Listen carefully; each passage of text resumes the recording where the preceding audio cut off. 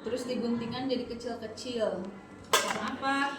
Nanti setelah kita ngambil darah, si jarum nate ditusukkan karena karet.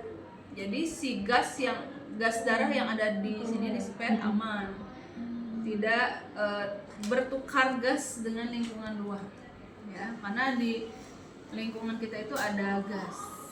Nah, ini yang mau saya ambil, ininya karetnya. Nah, saya pakai karet ini aja, ya. Tapi di rumah sakit malah nggak pasang. Oke. Kemudian, ya. Nah, pertama kita identifikasi dulu pasien, ya. Kebutuhan pasien misalnya Tuan A usia 60 tahun, dirawat di ruang ICU, membutuhkan pemeriksaan analisa gas darah karena saat ini pasien misalnya mengalami gagal jantung kiri, sehingga harus dicek bagaimana komposisi gas darahnya dan pH darahnya. Oke, kemudian kita menyiapkan peralatan, cuci tangan, kemudian kita siap menghadapi pasien. Selamat siang Tuan A. Saya perawat tanah, kali ini saya akan melakukan pemeriksaan pengambilan darah. Tujuannya adalah untuk memeriksa gas darah Bapak, ya. Tujuannya supaya bisa mengetahui bagaimana komposisi gas darah, apakah komposisinya dalam batas normal atau tidak. Gitu aja lah dengan bahasa awam, ya. Kalau ke pasien jangan jelasin asidosis atau alkalosis, ya. Kemudian sebelum kita mulai, apakah ada pertanyaan atau keluhan? Tidak ada, kita mulai ya Pak, ya. Jadi Bapak cukup tiduran saja. Nanti saya akan ambil darahnya di pembuluh darah yang teraba denyatannya, ya, seperti itu. Rasanya akan lebih nyeri karena bukan di pembuluh darah yang kelihatan biru-biru ini ya Pak, ya. Gitu. Saya mohon kerjasamanya. Kemudian kita mulai. Tutup sampiran, jangan lupa pasang alas perla. Kita dekatkan bengkoknya.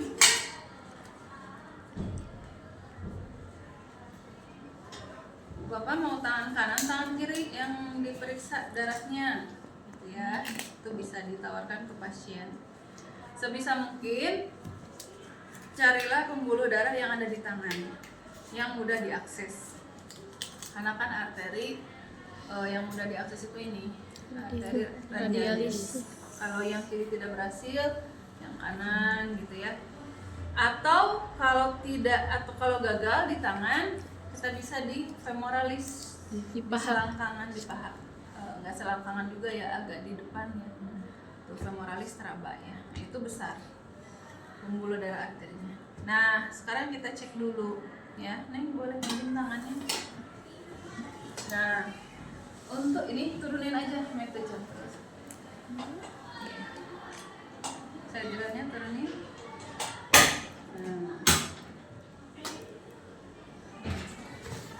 Nah, untuk memeriksa arteri radialis, arteri radialis, kita harus tes Allen dulu ya.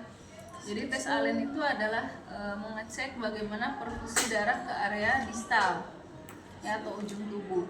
Jadi caranya itu adalah kita salah. Kayak mahasiswanya tadi tutup. Nuhun aya ya. Boleh dipasang langsung Bu? Boleh. Di dia tah, colokan anak. Berarti aja tuh. Iya. Siap. Ada laptopnya karena korsikeun ya. Nah, ini kita tutup. Ini ada arteri radialis. Ini ada arteri ulnaris. Nah, ini adalah arteri ulnaris. Kita tutup ulnaris, ya. Kita tutup radialis, kita tutup dua-duanya, boleh bareng. Ini dibendung ya, bukan cuma disentuh doang, ini dibendung. Tutup Tuan A tangannya coba dikepalkan atau jempolnya di dalam coba. Nah, ini kita bendung beberapa saat. Silahkan boleh dibuka kepalanya Tuan A. Ini kan pucet ya. Nah, kita lepas yang ini. Nah, ini kan pink ya. Iya.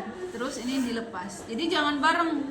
Jadi untuk mengecek apa tes Allen itu untuk mengecek perfusi dari arteri ulnaris ke daerah sini. sekarang arteri radialisnya mau kita ganggu, mau kita ambil darahnya. Jadi diharapkan dengan diganggunya arteri ini aman. Dia bisa memberikan darah ke daerah sini. Jadi daerah sini tetap dapat darah pada saat yang ini kita ganggu, kita ambil darahnya gitu ya. Paham?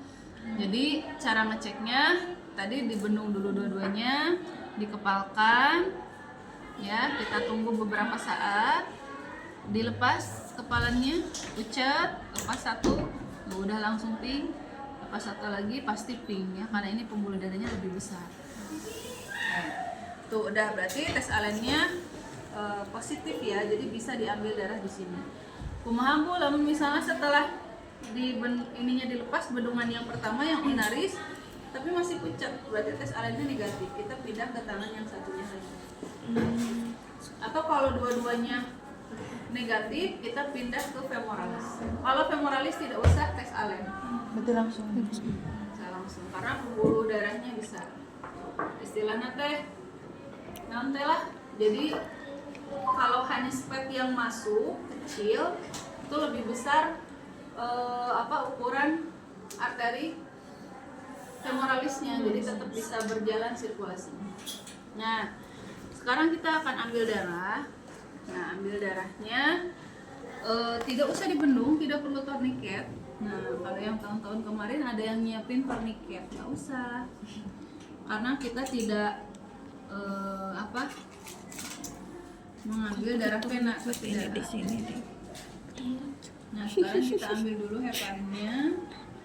Kalau sudah udah kayak emang gini, tipe yang mancur. maaf, aman. Campur. Iya.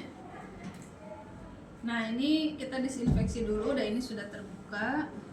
Tapi tadinya bisa juga di kepastian heparina expire ulah. Nah, ini kita ambil, nah cukup 2 strip, gak usah banyak-banyak. Jadi heparin itu adalah bertujuan supaya darahnya tidak menjendal. Kita turunin ke bawah sampai seluruh dinding sepetnya terpapar heparin. Jadi nanti pas darah naik dia tidak akan menggumpal, tidak mudah menggumpal.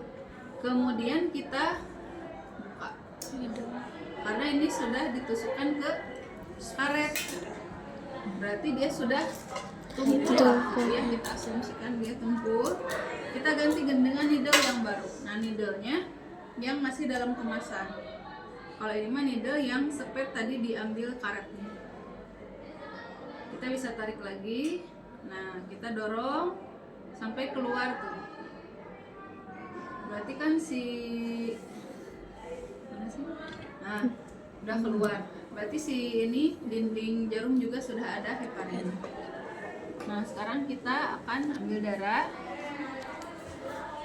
Pinjem ya, saya tidak akan tusuk langsung. Nah, jadi ambil darah arteri itu,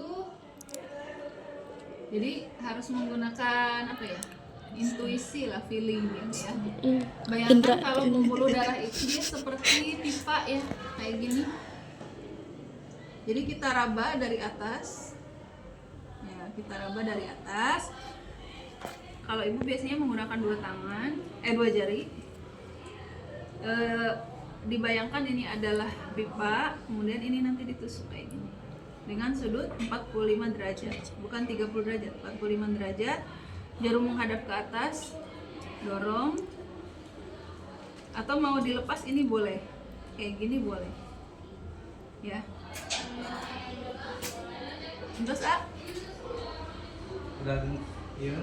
dan kuat pun kan. oh iya, ini akan kayak di setting deh. Nuhun Nah, boleh seperti itu ya. Mau 2 tangan, hati-hati bisi katusuk. Mau langsung lepas boleh kalau yakin di situ pembuluh darahnya ya. Nah, sama seperti ngambil darah vena. Jadi pada saat ini udah masuk jarum, darah naik ke atas, warnanya merah segar, udah berarti itu udah dapet pembuluh darahnya. Jangan digeser-geser, jangan didorong terlalu dalam atau ditarik, nanti berubah posisi karunya pasiennya. Nah, kalau pembuluh darah arteri dia akan naik sendiri tanpa kita tarik ininya, plungernya. Kenapa? Karena dia memiliki tekanan dari dalam, sama kayak jantung. ya, ada getaran dari jantung, pompa jantung. Atau biar cepat karena pasiennya pasti kesakitan, kita boleh tarik, tapi hati-hati bisi posisi jarum berubah kayak gitu ya. Oke, sekarang kita demonstrasikan ke Phantom. Jadi misalnya di sini ada kagoknya di sini. Nah, yakin ini pembuluh darahnya. Misalnya kita bayangkan pembuluh darahnya itu ya misal gitu ya. Kita bisa rasakan di sini kayaknya ada pembuluh darah kayak gitu ya. Jadi harus santai, bisa sambil duduk, bawa kursi ya, pakai kursi buat penunggu boleh sambil duduk, santai aja, isi cangkel. Setelah kita yakin, oh ya di situ pembuluh darahnya misalnya ya. Nah, ini kita disinfeksi ya. Oke, nggak usah pakai ini, disinfeksi. Kita yakin di situ pembuluh darahnya yang sudah didisinfeksi, udah disentuhnya, dia tempat masuknya jarum. Oke, nah sudutnya 45 derajat masuk. Nah, ini bukan Phantom pengambilan darah, jadi dia nggak bisa masuk. Nah, setelah darah naik ke sini merah segar, ini pindahin tangan kiri ke sini. Tuh kan berubah. Hati-hati ya. Kemudian ima ada tenusuk makanya berubah. Lamun nusuk semua. Kemudian tarik. Kurang lebih 2-3 cc. Kalau sudah, nah ini dekatkan, tekan, ini tusukkan karena karet. Segera tusukkan ke karet supaya udara yang ada di dalam spet tidak bertukar dengan udara yang ada di sekitar. Dengan gas maksudnya, gas yang ada di sekitar. Tuh, sampai nggak kelihatan lubangnya. Kadinya bisa terlalu neken malah tembus lubangnya kemana-mana ketinggali. Dah. Nah, ini tekan, dia pasti akan lebih lama ditekannya daripada pembuluh darah vena. Karena apa? Karena dia memiliki tekanan. Ya, setelah 5 menit, 5-10 menit kita bisa cek. Kalau masih merembes terus tekan, kita boleh ditinggikan. Ya, kurang lebih minimal 5 lah, 5-10 menit. Kalau sudah berhenti, nah boleh kita oleskan, tempelkan plester. Bapak ini tolong dipegang dulu ya, kalau pasiennya sadar. Mun pasien nanti sadar mah nggak bisa. Kita aja yang minta tolong ke temen, tolong disiapkan plesternya kalau belum disiapkan.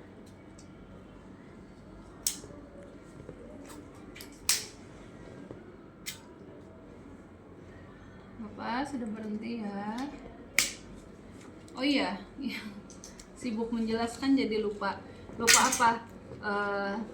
Membaca basmalah sama minta pasien untuk tarik nafas dalam karena pasti nyeri. Nah, nanti juga kalian pada saat ujian ulah siga nuker siga ibu ngajelaskan belajar praktek gitu, langsung aja lakukan ya. Ulah sekarang saya akan mengambil nggak usah tiba-tiba gitu dah.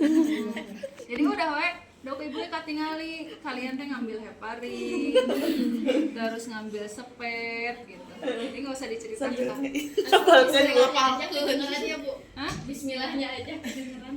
Iya boleh kalau bismillah mah. Nah, Bapak sudah selesai pengambilan darahnya. Nanti 15 menit kemudian keluar hasilnya, nanti akan saya informasikan lagi dan saya akan kembali ke sini. Mudah-mudahan nilainya normal ya Pak. Kemudian kita rapikan peralatan. Nah ini kalau di ICU di rumah sakit besar bolong. Kalau di ICU di rumah sakit besar mah ini bisa langsung dianalisis, ada mesinnya dan ada tersedia di nurse station kayak di RSAS, bisa langsung perawat saat itu pun. Jadi kayak dispenser gitu lah, pokoknya juga alat-alatnya kecil gitu ya, kayak mesin masukkan sepetna, nanti dia menganalisis sendiri, langsung keluar hasilnya saat itu juga real time. Ya, tapi kalau di rumah sakitnya misalnya belum ada, kita harus nganterin ke laboratorium. Kalau mau nganterin itu harus dimasukkan ke dalam box, biasanya pakai box anu juga buat nyimpen alat, tapi di dalamnya ada es batu. Jadi supaya tidak berubah komposisi di dalam. Jangan lupa dikasih identitas. Misalnya stiker barcode dari pasien tempel di sini. Oke. Setelah selesai, rapikan peralatan dan dokumentasikan bahwa hari ini Tuan A diambil darahnya pada pukul. Nah, itu harus jelas kalau analisa gas darah, karena gas darah itu kayak tensi lah, bisa berubah sewaktu-waktu. Jadi tulis jamnya, tanggalnya, jamnya. Malahan mah lab biasanya minta berapa dia suhu pada saat diambil darah sama berapa saturasi oksigennya gitu. Biasanya ditanyakan suhunya sabaraha. Bisa biasa atau bisa ditulis, karena biasanya ditulis di situ dina etiketna, dina kalau dia pakai label atau pakai label stiker, tulis di situ suhu S.2 sabaraha suhu. Jamnya jam sabaraha jangan lupa. Udah ya tadi ya, udah pamitan, kita lakukan peralatan.